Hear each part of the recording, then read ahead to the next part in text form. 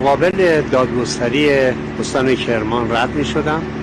سردر بسیار زیبایی توجهم رو جلب کرد.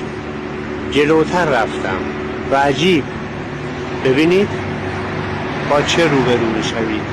در عهد ایالت جعفرقلی خان سردار اسد بختیاری فرمانفرمای کرمان و سیستان و بلوچستان این سردر ساخته شده.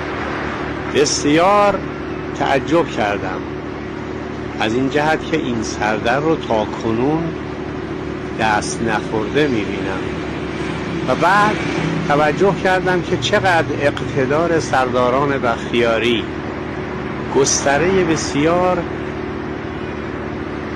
طولانی و درازی دارد که هنوز که هنوز است وجود سنگ نوشته ها حاکی از این قدرت و اقتدار است.